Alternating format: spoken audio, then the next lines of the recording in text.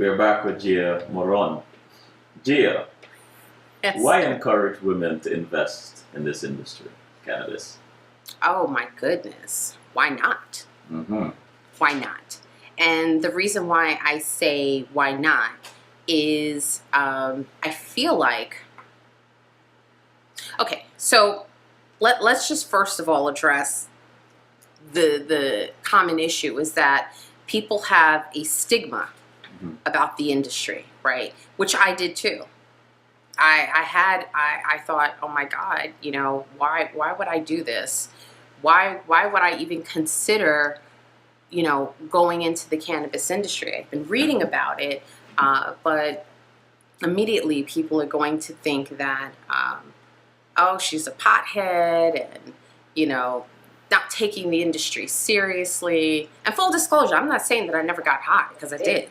Right, so let me not front and act like that never happened. What, I hit it? Come on now. So, I mean, and you will find many people have, right? So this whole like hush theory of, like,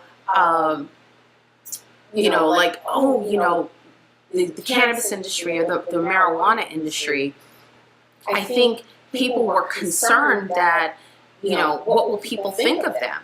Now, the thing is, do I smoke now? No. Have I smoked 5 years ago? No. Have I smoked 10 years ago? No. I can actually tell you when I stopped smoking and the times that I've dabbled in smoking. But that's not what drew me to the industry. What drew me to the industry was I was fascinated to actually see something that was developing and evolving that was quote unquote illegal, right? Much like the alcohol industry. And we're here witnessing it. What drove me was when I started reading the statistics and found that the industry was dominated by old white men. Oh. And that women were, I think at the time may have been like 8%. And the Latino numbers weren't as high, or the way at the time, and this is a few years ago, the way they were calculating the Latino numbers were, these weren't business owners, so they were just counting the percentage, but these were workers in the field. And then when I learned at the time then, it was like blacks in the industry were like 0.03%. And then the light went on, and I'm like, well, why am I not in this industry? Like, why would I not take advantage of an opportunity that's developing in front of us that, blacks and brown, I don't want to say blacks and brown because that really irritates me, but black and Latinos really, have been so marginalized and so affected. And now you're going to turn around and tell me an industry is now legal and the people that have been going to jail for it can't be a part of it? Oh, I'm about to be in this. Yeah. That was my attitude. And I needed other people to understand that we need to be a part of this developing blueprint of this industry. And it doesn't necessarily have to be your hands on the plant or, in a dispensary. I've met phenomenal people doing amazing things, within the industry, whether they are jewelry makers or accountants or attorneys or, pain management people, graphic designers. Like the opportunities are just so vast that I said, if someone told me that my skill sets are needed in the industry, well, sure enough, my friends, family, and strangers who look like me, who come from the neighborhoods that I come from, can absolutely be a part of this as well. Why do you think blacks and Latinos and so on, for the most part, are really kept out? Jeez, I'm sorry to laugh. Look, I mean, it's a money-making industry, and I'm sorry. I don't think I really know anyone who has picked up the phone to the black and brown community. I said brown again, and said, "Hey, we got this great business opportunity, and you need to hop on this." I mean, when has that ever happened? Yeah. Right? Yeah. So, if not anything, it's usually our communities have found out well after, and people are left saying, why haven't they told us about it? Now, that's my frustration, I will tell you, because I cannot scream and talk about this enough. And hopefully anyone that's tuning in will be open-minded and consider it.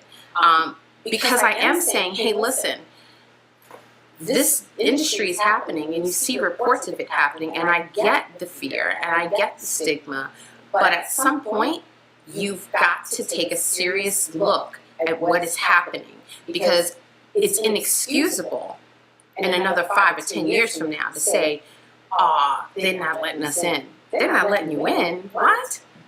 Come on. It's here. Get in it. And if the door is closed, figure out how to go through the window and get in. So any advice for people who are thinking about getting in, want to get in, and are not sure, from what you have learned? Yeah, I'd say start researching. Start thinking. No, and I'm serious, because I get a lot of phone calls. I know you're serious, but the answer is so obvious. No, it's because it is, right? Listen, I don't take the train often, but when I do, right? I saw this ad and it made me think about this. I also watch a lot of documentaries, right? And I was watching something on Vice. And I heard this brother say, they're not giving us any jobs. That's why we rob, steal, whatever have you. I get that. I totally get that. Unemployment rate, all that good fun stuff. But I'm sitting on the train and I'm looking at this ad in front of me. And I always have my phone out. And I took a picture of this ad and I went and I looked it up. It was handyman.com. So I'm like, these two or a few young dudes decided people in Manhattan or in New York City need handymen and they can't always get them. And so they've kind of created this community of, here's the platform. Here are these independent freelancers. And you want to get jobs, do it. And so I started looking at the things around me and I'm like, why are we still sitting here waiting for, I was about to cuss. Because you know me, Sal. Well, why are we still sitting here waiting for somebody to give us something? Really? Yeah. I'm not saying that people aren't needed to build businesses and companies, and not everyone is meant to lead a business. But you can certainly go into a business with the attitude that you're not necessarily an employee, but you're a service provider. This is why we have to create platforms and take advantage of existing platforms to get the message out. Because one of our greatest blind spots is not knowing what you don't know. Absolutely. Because you could be in an orchard, and if you don't know what fruit to pick, you just will starve. Oh my God, right? Absolutely. You will starve. Absolutely. And people like yourself, that's so knowledgeable, so experienced, and have such a quick mind, can be so beneficial, such a reservoir of information to our community. Anyway, that's another thing. I don't want to get off topic here because they don't want to know. Can I say? Can I say? Yeah. Okay. So someone is like my spiritual brother, right? And so he has been asking me to come on the show for quite some time. And I have sent everybody else but myself to the seat. But I made a promise to myself, and I made a promise to him that before the year was over, I was finally going to sit. But you've been asking me to sit here for a few years, right? Oh, yeah. And finally I said, no, that's not what I do. I get people in front of your camera. I don't sit there. Yeah. And so I was always apprehensive about doing it. But the one thing that as an entrepreneur, you have to, at some point, get comfortable getting out there talking about what it is that you do. Yeah. And from where GVM Communications was before versus where it's going now, I've got to sit in these seats. I've got to talk about it because I'm not just doing public relations and brand development anymore. I'm consulting businesses on how to expand their business into this industry. And I think I started saying to you before that, I get a lot of inquiries about this and people want to know. And I'm thinking, did you think I just got up 5 minutes ago and learned this? No, this has been years of doing it. But you my spiritual brother. You get my crazy, right? You get my text messages. I get you. Selwyn, you must do this with your show. Selwyn, what about this? And, and so I appreciate you for having, this platform because, and then for being open to my suggestions. You see, the thing is, Gina. Did you call me Gina? For real? Gina? Yeah, you Gina. did. I was talking to my friend Gina today. I know. Oh, Gina, hi. Remember, you were talking to Gina right before I got here. Hi, Gina, today. That's so funny. Well, hi, Gina. How are you, girl? How's it going? Oh my gosh. The thing about you, Gina, is that you're usually so very present when someone is. And I, you know what? I'm going to put this out there. Okay. So the first time Gia and I met, all right? Oh, God. Having dinner. And we're having dinner, and I think, what did I autograph a book for you or something? I can't remember. But Gia is eating, and I said, I'm thinking about presenting this show to HBO, one of the large networks or something. And she just suddenly stopped eating and just said, "Why?" I said, "Well, what do you mean? I mean, revenue opportunity, money opportunity." And she looked at me and she said, "Money, huh?" I said, "I'll tell you what. Let me ask you this: how many black publications exist today?" And I couldn't answer. I can't remember what Gia said. I think like 3 or so on. I said, "Exactly." She said, "What you're doing is very important. Speaking to the Caribbean and African community, and you're gonna stick it out. However else you choose to find some other form of revenue stream in the meanwhile, but you're going to stick this out and you're going to build this. And you're going to build this with the vision that you have. They will find you when the time is right." You said that so much more eloquently than I said. I'm like, okay. And I dug back into my food, right? I said, "Well, wow, okay. I'm not going to bring it up." You said that really, really nice because you know that I said it probably a little bit more harsher, but I said it with love because this is boss. Thank you.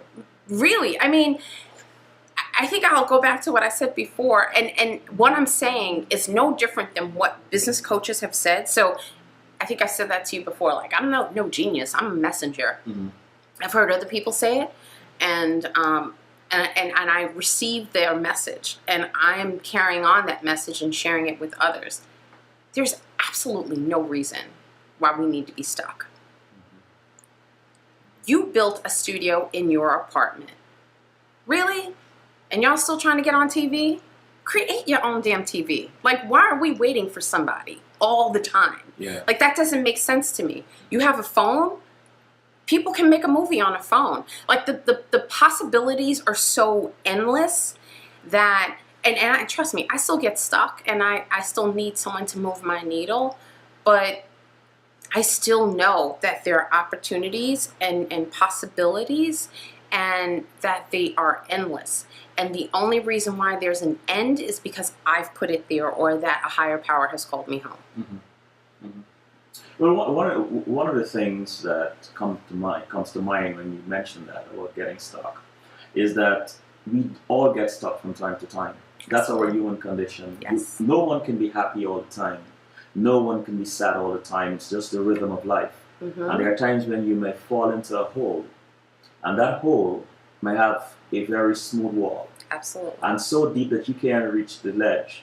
And that's when you need someone to throw you a rope. And a rope does not mean it is charity. Right. A rope does not mean it's an insult. A rope means it's a result. You're in a certain situation, you're in a certain condition, and this is why we need each other. Be careful who you reach out to, because some people are just naysayers and they'll rain on your parade. But we do need each other because of perspectives. I can only see what I'm seeing from my perspective. Someone else from a different perspective might be able to see something that can help to take me to another level. And I think this is what we do for each other from Absolutely. time to time. Oh my goodness. And, but Gia, I don't want to get Man, off. no, because you were about to go into your whole spiritual thing. And do they know how? I mean, first of all, When did I speak to you? A few days ago. A few days ago. Yeah. And what did I tell you then? You said I have to start my my spiritual program. Is that Okay, that was way too kind. You said, Gia, I want to start going out and speaking and getting out there and talking to people. And I'm like, I don't understand. You have your own show. Why don't you just do it? Yeah. Right? Start from here. You're so good. Like, you filled me the other day. I did not. I was calling you with a message, right, that I had here. And there I was calling you in the morning. Sel, I got this idea. You have to do this. And you listened to me patiently, and you were so nice and so kind. And then you went into your thing. And I'm like, this brother here had tears. That's why I said, don't make me cry. I had tears coming down my face. And you used that analogy about the stew. Yeah, the pot, yeah. And the pot, and I'm like, dude, I love to cook. And I'm in my kitchen. And that analogy resonated with me because I get it about, how did you say? You said I said imagine if you have a pot on the stove, a pot of stew, and your belief is that the pot is cooking the stew. But if you need to get up and go and stir the stew, which is faith, which is action, will you actually do it? Will you stir that stew so that the stirring can release the various aromas from the ingredients and cook a better stew? Or if your mother said to you, Gia, what is it that is burning? Will you then get up and go? And so sometimes, even though we believe that something can happen or is happening, we still need faith, which is the action. And you're like, but how? I love stew. I mean, I love cooking. And I'm in my kitchen looking at a pot. And I told you, I said, well, that is something that happens with me and people. Sometimes the analogy that I use to explain something is usually what is really happening in their life. I don't know how that happened. I'm not going to question it. That's just the way it is. So, Gia, you see, you made me shift off of this interview, but we go with the flow, right? That's how it happens. I thought it was supposed to be unstructured. Yes, it is unstructured. Okay, right? I'm just saying. I had some questions for you, but it's okay. All right. And I'm on my best behavior, too. You know, start doing something on Sundays or whenever, and just do it. Just be your amazing. You know, Gia, no, you are just this amazing person, and I have to ask you this question, right? I have to ask you this. You know what? You know what? Describe a typical day for Gia. Ooh, there is no typical day. Oh, there's none? No. That's impossible. And because, okay, this is what I do daily. Yes.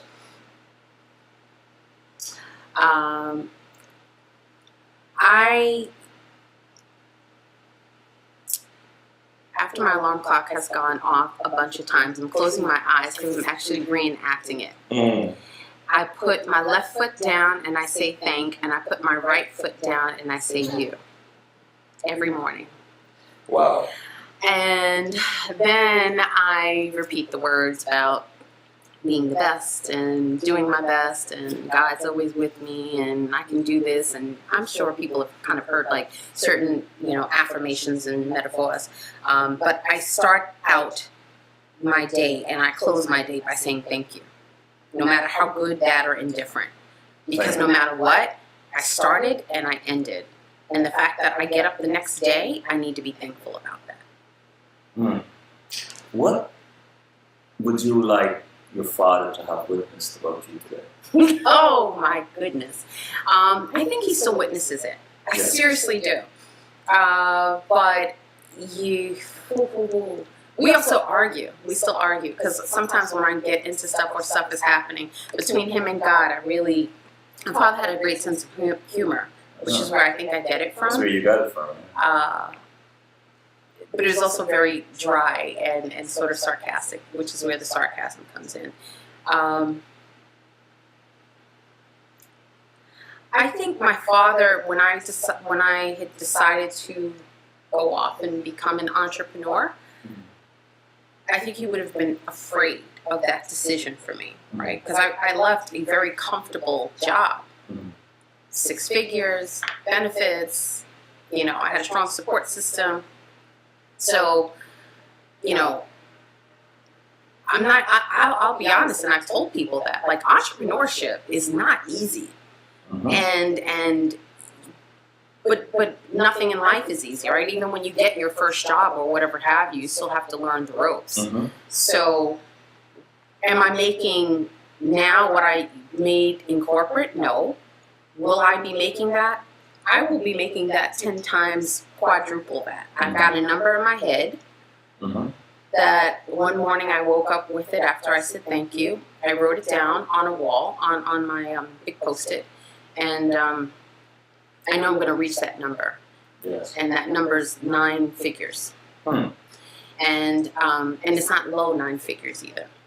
But my father probably, I think, would be proud that I did it anyway, against his advice. When are you most happy? Helping other people. I get so excited to see people succeed and shine and even get into that happy, comfortable space. That makes me really happy. Kids make me really happy. Like little people, like they're just such truth in kids, right? And which is why I look at them often. I mean, I have one, and I was good on being one and done. And I really like other people's kids because you can give them back. I will take them as long as you tell me when you're coming and when you're coming back. And it could be a month from now. I'm just saying, you just got to come back. But I just, I'm really happy seeing people succeed. And I really want to help a lot of people. And sometimes that goes against me because then I'm not prioritizing the way I should for myself. What are you most proud of?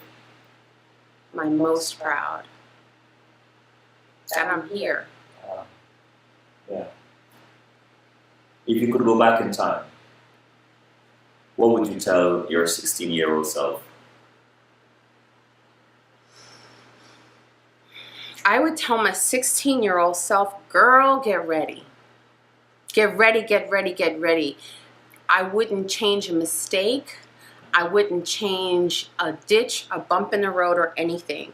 And I have the scars to prove it. And I was listening to that on the way here. That, and I even saw a post that said, you know, scars are attractive, right? Because it helps tell your story.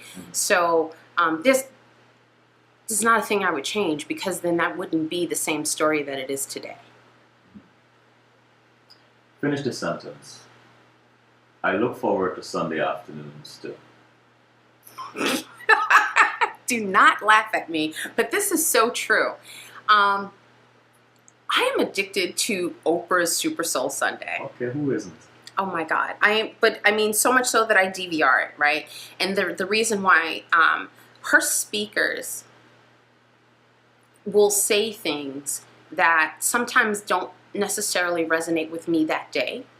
So I actually carry 2 phones and I record them. Oh, really? Yeah. So although I DVR them, I also record them on my phone, because sometimes instead of going to sleep to silence, I might go to sleep to someone's words. Okay. Because that message is then processing, right? And it's helping me on my journey. I need to get cracking with making my recordings. I really have to. Oh, you can download. I got tons of them on my phone. So, here's my final question. Okay. What makes you laugh out loud? Oh my God, what makes that just made me laugh out loud. Asking me what makes me laugh out loud. Oh my God. You see, people don't know that side of you, do I honestly do not take myself as seriously as people think I do. One, so I am laughing at myself constantly. I laugh at off humor, like, you know, just off shows that people just may not think, why does she think that's funny? Because I do, because I am kind of silly. I am. I really am. We have to give a shout out to Shahadi. Yes! Shahadi, Tonight right? was Shahadi! Yes, Did you guys, if you guys did not tune in, Shahadi, who's on Hairspray. Tonight, is it on still? 8/11, so it should be on. Okay, because I DVR'd it. And she was here. You guys have she to was see it. here. And her parents are amazing. Yeah, Shahadi was an amazing And full disclosure, they are guest. not my clients. I just like them. I know them. Pure Elements is a rock, like just kick butt dance studio. This little lady, this young lady awesome. came and sat right where you're sitting, Gia. And she's playing and she's having fun. The camera goes on and there she is, ready. I mean, it's just fascinating. You take a break and she's playing, she's having fun with her sister. And from the time you say go, she's on. She was amazing. She's on. I learned something from her. Yeah, she's on. She's on. Like you. I did learn from her too. I learned from you too. Well, thank you, Gia. Thank you so much. And this is Selvin saying, thank you for tuning in. Fear not what fear whispers to you. Fear your obedience to it. Gia, you were going to say something. Go ahead. That I'm going to be in Guyana in July. Oh, yes. Oh, yes. Sorry. You make me do this. How can we split the screen so that they can see? Yeah, they need to see. They you can guys see come to Guyana. I've never been to Guyana. Keep talking. You got to come to Guyana. You know why? Because Selwyn, Conversations with Selwyn, is hosting its 5-year anniversary, honoring all the speakers. So all the speakers that have been on the show, which some of them have been my clients, some of them have been friends or whatever have you, they all need to be booking their ticket, and we all need to be going to Guyana in July.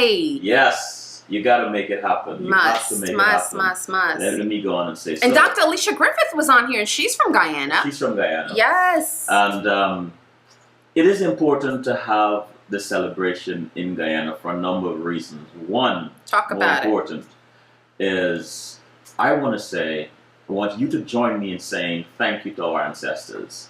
It is important that we recognize those who have gone before us, who have made enormous sacrifice to pave the way for us. Also, what is also important is that the young people know that our generation owes them a baton.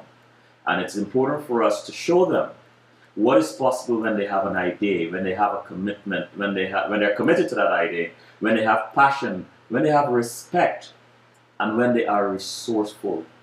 Because this here, CWS that you're looking at, believe you me, and this is not an exaggeration, I built it with minus nothing. It is not impossible, minus nothing. I created a number, but yes. The point is that it was with commitment and perseverance. And I have to say this as well, to the people who I have interviewed, thank you so much, because without you coming and sit with me to share your life stories, CWS would not have been possible. So I'm asking you, some have said that I'm crazy to go to Guyana to do this. But I'm asking you to join me next year, first week in July. We're going to have fun. We are going to share our experiences. We're going to come together and enjoy some culture and enjoy what some of the things Guyana has to offer. Join us. Maybe I'm crazy, but I don't think I am crazy. I think it was absolutely necessary for us to do this. Guyana is in its transition stage. I think someone asked me, why not some other country? My question to them, why not Guyana? Why not? Why not Guyana? I'm going to Guyana. Let's make this happen. First week in July. There's beaches, right? There are beaches there?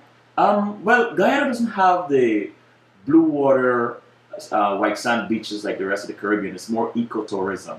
Okay. However, Guyana is rich in history. It's a beautiful place. Weather's great. Oh, the weather's fine. A little hot, but yeah, it's fine. We'll enjoy it. I'll be there.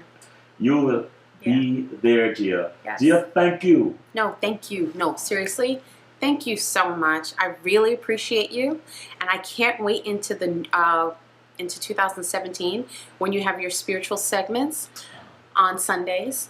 Yes. Can I come back? Of Look, course. I'm inviting myself back now that you have, broken me in. But I want to be here when you're doing that because I want to get some of what you're giving. Oh my gosh, Jay, you know, yes, I will definitely invite you. We're gonna have some spirituality up in here. Oh my God, yes. Let's do it. Yes. Let's do it. Good night. Good night.